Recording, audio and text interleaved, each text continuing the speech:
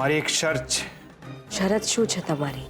બસ મારી શરત એટલી જ છે કે આવતા મહિનાની 7મી તારીખે મારા લગ્ન છે. આ જ દિવસે આ જ ઘરના આંગણે એક જ મંડપની નીચે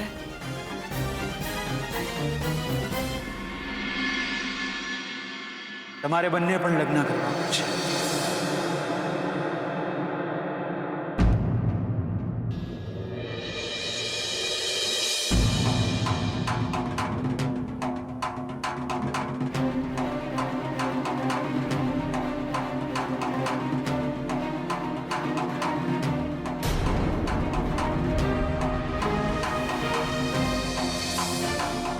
ખવડાવો ખવડાવો.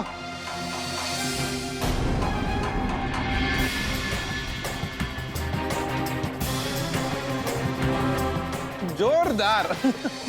લાયા લાયા બાકી તમે તો. કુળદેવીના આશીર્વાદ જો મળી જાય ને બેટા તો સમજો કે અડધા વિવાહ તો થઈ જ જાય. ગાડી રોકો. તમે ગાડી રોકો. શું થયું લક્ષ્મી? તમે ગાડી રોકો હમણાં ને હમણાં.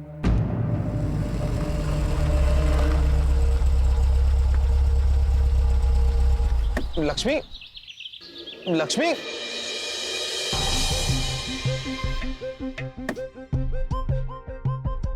શું થયું? લક્ષ્મી શું થયું? આપણે ક્યાં જઈ રહ્યા છીએ? કુળદેવીના દર્શને. કેમ, શું થયું? આપણે કુળદેવીના દર્શને ના જઈ શકીએ.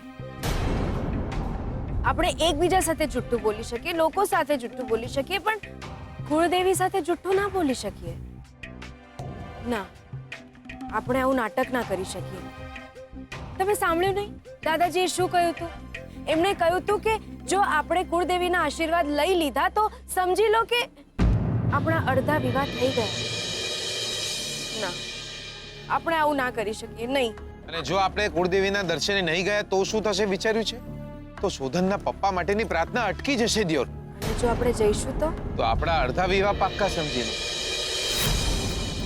બકા ચાલો ચાલો ગાડીમાં બેસો. અરે પણ બકા બેસો કહ્યું ને. મને તમારા પર ભરોસો છે. આજે ભરોસો મારા ઉપર નહીં, કુળદેવી ઉપર રાખજો. અરે આપણે એમની સામે શું જૂઠું બોલવાના હતા? એ તો જાણે જ છે કે આપણે લગ્ન નહીં કરવાના. બકા તમે ચિંતા ન કરો. ચાલો, જે થશે જોયું જશે દિયોર. ચાલો.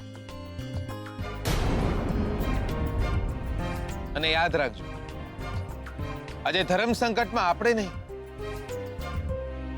કુળદેવી હશે. બેસો.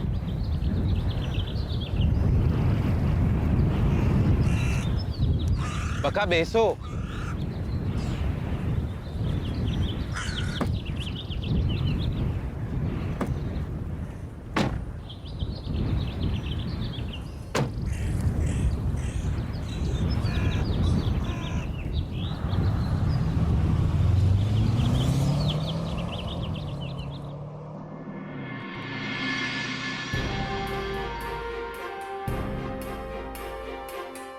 તો તને શું લાગે છે લક્ષ્મી જેવી છોકરી સામે ચાલીને આવીને તને કહેશે કે આઈ લવ યુ ડાર્લિંગ? અરે ડફોડ, એને તું ગમે છે, તારા ઉપર એને ભરોસો છે, એટલે જ તો તારી સાથે લગ્નનું નાટક કરવા તૈયાર થઈ ગઈ.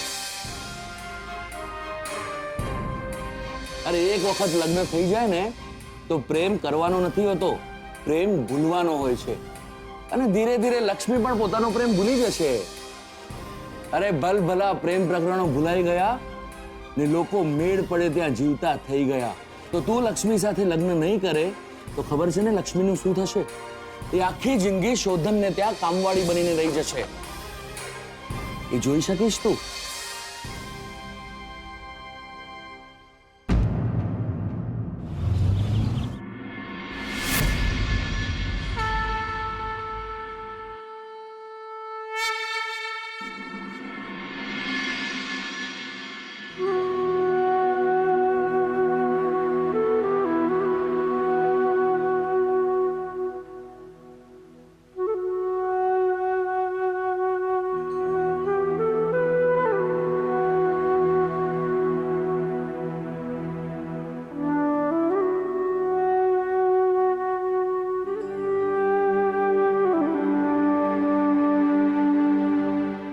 હજુ મને એ દિવસ યાદ છે.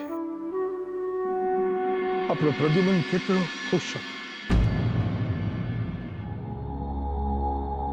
કહી રહ્યો હતો કે આજે ઘણા વખતે હું કૈલાશ સાથે બહાર જઈ રહ્યો છું. બિઝનેસ મીટિંગ પણ કરતો આવશે અને સાથે સાથે કૈલાશ જોડે ઘણો સમય પણ વિતાવશે. કૈલાશ પણ કેટલો ખુશ હતો. તૂટી ગયેલી ભાઈબંધી ફરી જોડાઈ રહી હતી. પ્રદ્યુમન, કૈલાશ અને કલ્પના એક સાથે ટૂર ઉપર જતા હતા. ત્યાં સાંજના સમાચાર આવ્યા. પ્રદ્યુમનનો પગ લપસ્યો ને ખીણમાં પટકાઈ પડ્યો. કૈલાશે એને બચાવવા માટે બહુ પ્રયત્નો કર્યા, પણ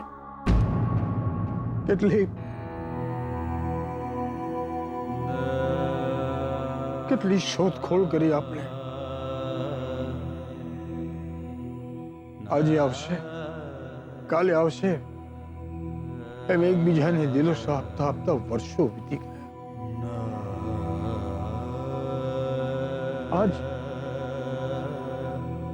આજ તારીખ હતી. ક્યાં છે તું પ્રદ્યુમન? તારો બાપ ઘરડો થઈ ગયો છે.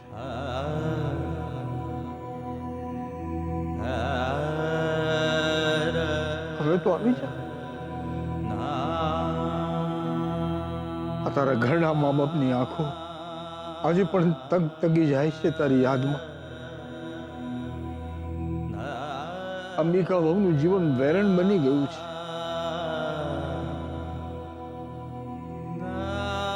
હવે તું આવી જા.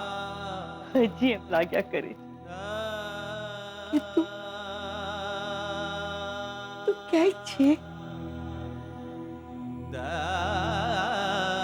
ક્યાં છે તું બેટા? તું જ્યાં હોય ને ત્યાં સલામત રહેજે.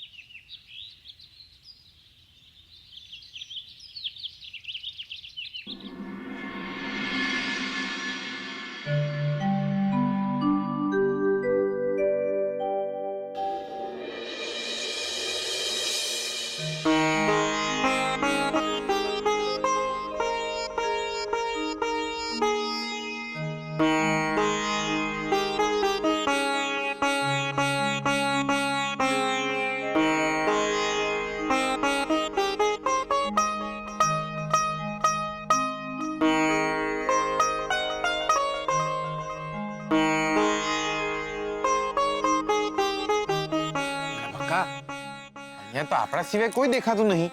હા, દાદાજીએ કહ્યું હતું કે એક પૂજારીજી છે.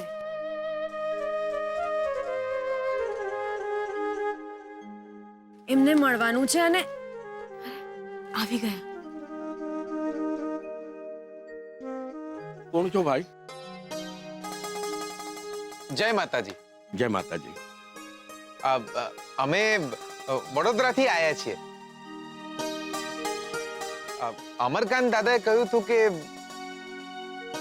અમરકાંતભાઈ ત્યાંથી આવ્યા છો? જી.